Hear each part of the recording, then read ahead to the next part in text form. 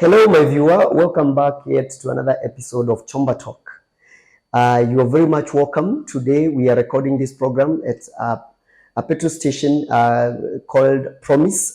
It's situated along the Nyeri Nairobi Road at a place called Makutano. This is a place where you can stop by, and if you're on this road, you can sample our services ranging from restaurant to car wash, a barber shop, a place that you can have also as a stopover for restrooms. We have some of the very best restrooms that you can use along the highway, and you're very much welcome to sample our hospitality. So today we are recording this program in keeping with the promise that I made in the beginning of the program we call Chomba Talk. Today I want to talk about the responsibility that the parents have to ensure that as the kids grow up, they are together and they have forged bond of friendship that will last long. I want to start this program by saying sometimes we have found ourselves as a society in a place where we are very conflicted in as far as parenting and the responsibility that comes along with it is concerned. This is ostensibly and mainly informed by the fact that parenting is usually the only course, just like marriage, where you learn on the job. You are not trained first, and so you learn on the job. So you'll find that most of us who are parenting and are in this journey are doing it as a matter of default, not by design. What I mean is we are copy pasting what we have seen our parents do in the past.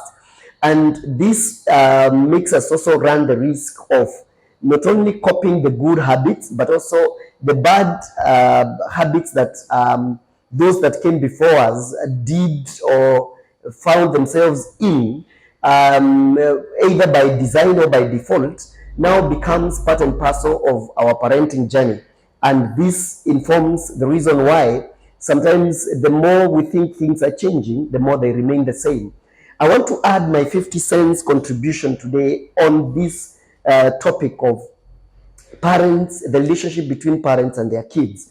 And this is my postulation. I feel that the relationship that you find yourself with a kid and their dad or their mother at the teenage age, when the kids are believed to be very erratic, does not start at the 13th year or the onset of the puberty. It starts from when they are very small. And I would want to say, and I've realized this, that one of the greatest ingredients of forming a character in these young people, and especially how you relate with them when you're old, is your presence. The presence of a parent, the presence of both a father and mother. And this time round, I really want to talk about the father, because in most families, other than those cases that are exceptions and not the norms, mothers are usually very present with their kids. So fathers are the one, because of our orientation, where mostly we are out there looking and hunting and gathering, so to speak. We sometimes neglect one of our core functions that God has given us as a custodian of a family and the head of the family, which is presence, parenting, presence. And by this I mean, you need to be, as a father, especially a father, allow me to speak this to a father, you need to be very present in your kids. There's a direct correlation between the kind of confidence, the kind of emotional growth and awareness that a kid has that relates with the way and the place of the father in their upbringing. So on this journey, I want to restrict myself to the relationship that I've talked about. So I have found myself wondering sometimes, why is it when kids are older and they are into their young adulthood, that is in their 20s and up to their 35 years thereabout, you'll find that most young people have very little that they can exchange with their fathers. This might sound a bit comical, but after careful consideration, it is my humble postulation or opinion that this plays a key and vital role and into informing why you'll find that when people go home, or they meet their parents, you'll meet your father if you are a young man, and within 2, 3, 4 minutes, you are done with the conversation. Mind you, you've not seen your father for the last 3, 4 months, or maybe even a year. But all there is how are you guys? Are you okay, Dad? How have you been? I'm all right. Okay, na sisi tumekuja. We've come to see you, and we're glad that you are all right. And that ends the conversation. Why?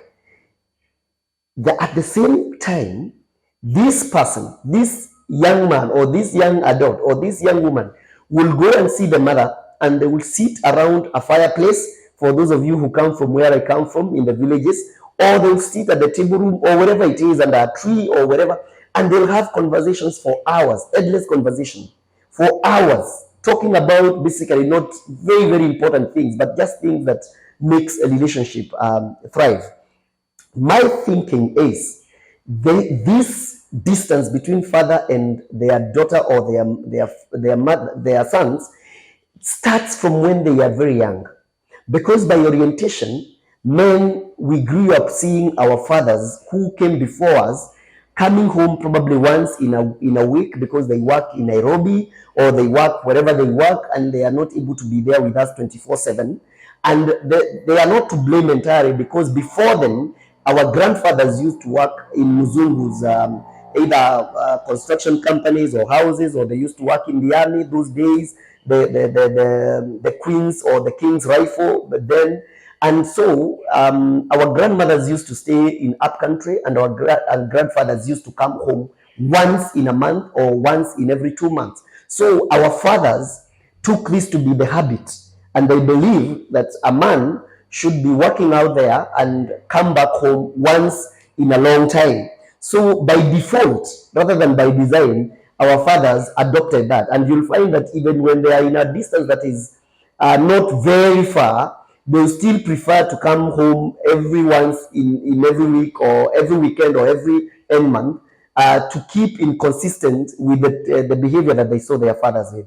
So this has now come to our generation, where in as much as sometimes we are living together with our families, we are not present fathers. And this now has informed the reason why we don't relate with our kids. Our presence, we don't have times that we play around with our kids. We don't go out with our kids when they are young. We are not there for them. Why? Because you leave before they wake up and you come back home after they have slept. I know there are some job complexities that dictates that a father or a mother must be away. But when you come back, this is what I want to talk about. It doesn't matter. It is actually not about the quantity of time that you spend with your kids, but the quality of time that you spend with them. Does the time you spend with them make them infer that you are a friend to them? Make them feel that you are a friend, you are close, you love, you care, and you can be that person that they really depend on for emotional wealth and growth. Because most of us stops at the place of providence, where we think that once you provide money and school fees and buy them some toys, then that compensates for your presence. I am here to tell you, no. Your presence is what the single most important factor in this kid's life than everything else. It will inform the reason why you'll find that kids who are brought up in some very poor environment, but they have present parents, they grow up and becomes better citizens and become better workers and become better wholesome beings than some kids who are brought up in opulence, but in absence of their parents, who ends up now using the opulence they have to mess up everything around them. Why? Because monkey see, monkey do. If your parent is available, you are likely to develop emotional growth and emotional intelligence that brings you to be a perfect human being, or rather towards perfection as a human being. The other thing that creates enmity between fathers and their kids is in this habit that you come home once every so often. You realize that when you're not home, the kids are informed, and this used to happen even with our grandfathers and our fathers, that whenever kids makes a mistake at home, the mother tells the kid that, wait, we're going to wait. When your father comes, I'll tell them what you've been doing. You've been mischievous. You've been acting queer. and I'll make sure that I'll tell your father so that he can discipline you. So on top of not having been home for a long time, when you come home, you are informed of what your kids have been doing. And so you do what is expected of you, what you saw your father and mother and your grandfather do. What is this? Whenever they are informed of your mischievous behaviors, they will take out their belt and their slippers or whatever tool that they use to discipline you. And they cane you and they beat you senseless. And the funny thing, or the irony of all this, is when those kids you're disciplining are crying and they are all over the place, the same person that reported them to you calls them out and tells them, please come, wachana na daddy, leave daddy alone, come, I'll come, let me give you something, the same person soothes them and pits them against you, because when you came, you were told of what they did and you just stand on them. You did not understand anything. You just started beating them up. And the same person that reported to them now calls them and holds them and even goes to buttress them or pacify whatever anger they have now formed against you. And that ends up, they vindicate themselves and put themselves aside from what is happening.